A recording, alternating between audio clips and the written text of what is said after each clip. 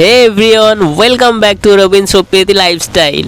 তো আজকে আমাদের পিকনিক, আজকে হচ্ছে 31 ডিসেম্বর, বাট ভিডিওটা ছাড়তে অনেকটাই লেট হয়ে যাবে হয়তো। 31 ডিসেম্বর ভিডিওটা শ্যুট করেছিলাম, জানি না কবে আপলোড করতে পারবো, দেখছি ট্রাই করব খুব তাড়াতাড়ি করার জন্যে। তো দেখতে থাকো। আজকে হচ্ছে আমাদের পিকনিক 2025 31 ডিসেম্বর, লাস্ট ডে আমাদের পিকনিক আছে। আর পুরো পিকনিকটা রাত্রির পর্যন্তই করা হবে, যেহেতু হচ্ছে 1 জানুয়ারি 2026। তো সবাই সেলিব্রেশন করবে বলছে, দেখা যাক। তো দেখতে পাচ্ছ এখানে ব্যাগ ভর্তি করে সবজি নিয়ে চলে এসেছি। এখানে হচ্ছে গাজর, ক্যাপসিকাম, ধনিয়া পাতা, তারপর লেবু, লঙ্কা, বিনস, আর জানি না কি আছে, দেখতে হবে। তো দেখতে থাকো, সরষা, মটরশুঁটি সবই আছে। তো ব্যাগ খালি করে ফেললাম মোটামুটি। তো দেখতেই পাচ্ছ টোটাল আনাজগুলো ব্যাগ খালি করে ফেললাম। এখানে দেখো আনাজগুলো, যেহেতু পিকনিকটা করা হচ্ছে এখানে, তো 10 জন মিলে স্টার্টিং ক্যাপসিকামগুলো কাটিং করে নিচ্ছি। টোটাল সব কিছুই মানে ক্যাপসিকাম, তারপর হচ্ছে দেখতে থাকো। ক্যাপসিকামটা প্রথমে মানে টুকরো করে কাটছি, ছোট ছোট করে স্লাইড করে, যেরকম মানে ফ্রাইড রাইসে ক্যাপসিকাম দেওয়া হয়। তো সেই জন্য সুপ্রীতিকে দেখো, ও হচ্ছে হাঁড়িতে কি বলে মানে হাঁড়িতে কি বলে এটাকে, উনুনের যে পোড়া, যে এগুলো জানি না, পোড়া মানে কাঠ পুড়ে গেলে যে জিনিসটা হয় না, সেটা হাঁড়ির পেছনে মানে লাগাচ্ছে, ভালো করে মাখাচ্ছে। মাখাও আমাকে দিয়ে আনাজ কাটাচ্ছে, নিজেও মাখাও ভালো করে। ভাগ্যিস আমি হচ্ছে ওই আনাজটা কাটছি, না হয়তো আমাকেই বলতো ওটা আমাকে মাখিয়ে দাও তুমি। না, ওই মাখিয়ে নিচ্ছে পুরো। একটুখানি হেল্প করে দিলাম জল দিয়ে, ওতে শুকনো শুকনো মাখাচ্ছিল। আমার যে আরও যেসবগুলো করছে, যারা যারা আছে তারা দিচ্ছিল, বাট দিতে পারছিল না, সেই জন্য ওই বললো যে আমি মাখিয়ে দিচ্ছি ওটা। তো ওই জন্যে ও হাঁড়ির পেছনে মেন প্রবলেম হচ্ছে, এই হাঁড়িটা হচ্ছে হাঁড়ি আর এই কড়াটা আমার না, সেই জন্যে মেন প্রবলেমটা। এটা একটা ফ্রেন্ডের বাড়ি থেকে এনেছিল, তো তার বাড়িতে হয়তো মানে বলেছিল যে মানে হাঁড়ির পেছনে বেশি কালি লাগা যাবে না, যেহেতু হচ্ছে এটা গ্যাসে হচ্ছে না, বা আমার ঘরে ইন্ডাকশানে রান্না হয় আর গ্যাসে রান্না হয়। তো এটা তো ইন্ডাকশানে মানে যেহেতু বাইরে করছি পিকনিকটা, তো এগুলো দিয়ে না করেও সবাই প্ল্যান করলো যে কাঠে রান্না করবে। সেই জন্য কাঠে রান্না করা মানে তো সব জিনিসটা পুরো একদম কালো হয়ে যায় না, স্পট পড়ে যায় পেছনে, মানে সেই জন্যে ভালো করে ও হচ্ছে সুপ্রীতি হচ্ছে ভালো করে ওটাকে কালি কালি না, এটাকে মানে ওই বলে কাঠের যে এগুলো পোড়া যে জিনিসটা হয়, সেটা দিয়ে পেছনে লাগিয়ে ঘষে জল দিয়ে ভালো করে দিয়েছে। এর পেছনে কালিটা কম পড়বে সেই জন্যে।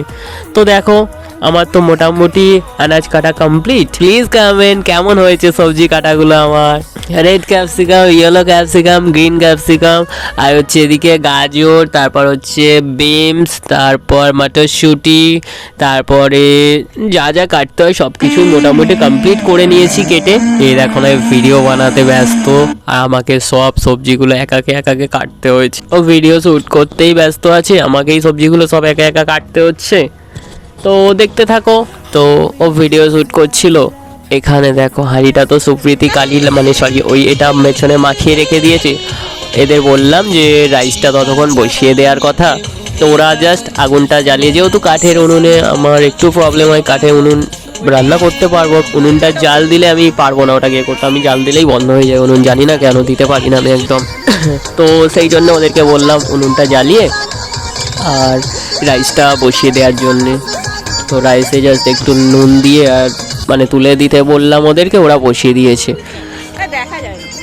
চিকেনটাকে নিয়ে চলে এসেছে, তো চিকেনটা ধুতে চলে এসেছে। এই ঠান্ডার সময় না, ও ভাই এই ঠান্ডার সময় কি বলবো, জলে হাত দিতে ইচ্ছা করবে না, কিন্তু এরা সবাই চিকেনটাকে ধুচ্ছে। যাই বা হোক, ভালো বলতে হয়, এরা ধুয়ে দিচ্ছে, যেহেতু আমি হচ্ছে সবজিগুলো কাটছিলাম আর সুপ্রীতিকে বললাম ভিডিওটা একটু করে নাও, ওদের চিকেনগুলো মানে ধোয়ার ভিডিওগুলো করে নাও।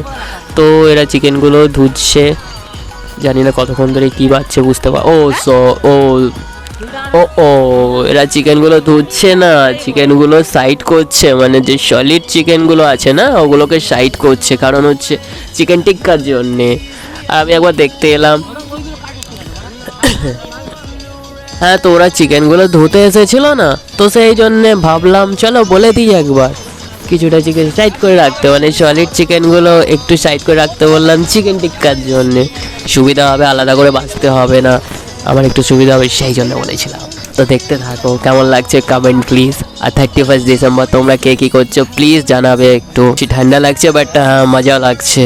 তো দেখো কমপ্লিট চিকেন ধোয়া।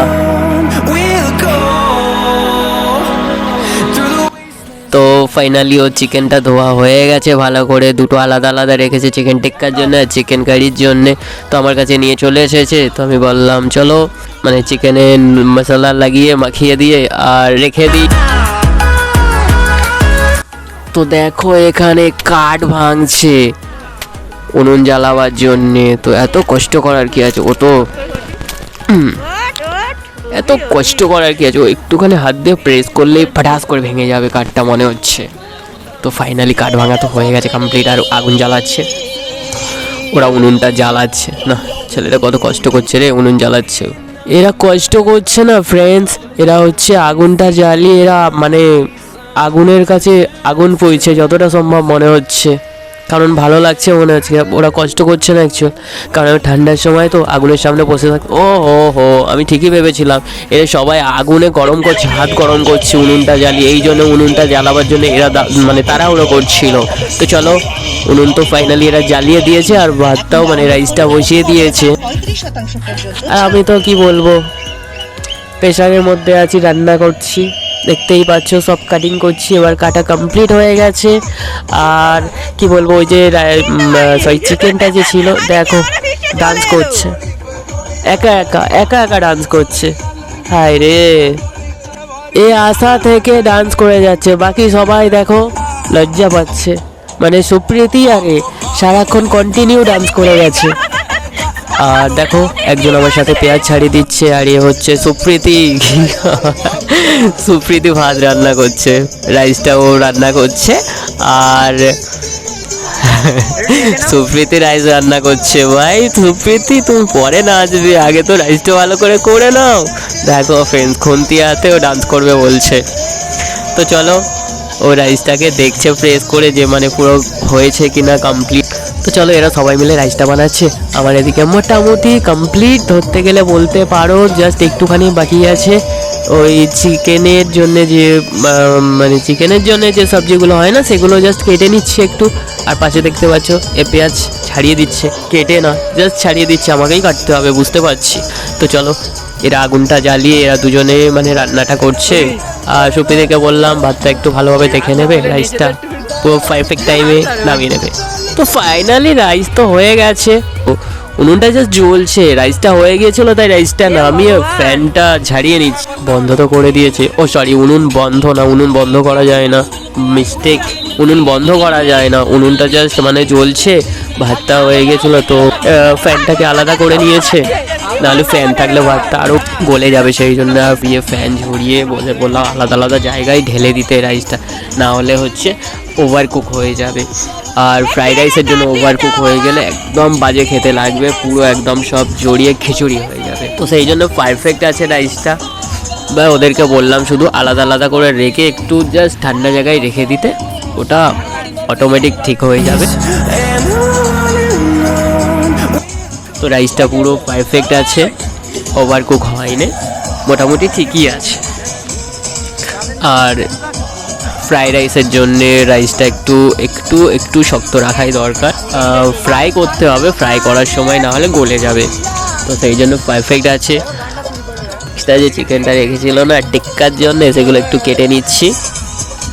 তো চিকেন টিক্কার জন্য মশলা মাখিয়ে এটা রেখে দিয়েছি আলাদা। এটা হচ্ছে এখন না, এটা রাত্রিরে ফ্রাই করব, এটা রাত্রিরে আগুনে পোড়াবো, এটা ফ্রাই করবো না, এটা আগুনে পোড়াবো ভাবছি, দারুণ লাগে।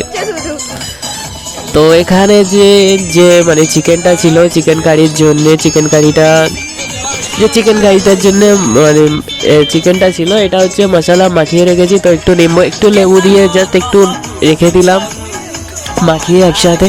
তো দেখতে থাকো ভিডিওটা কেমন লাগলো comment please, like comment channel please subscribe my channel.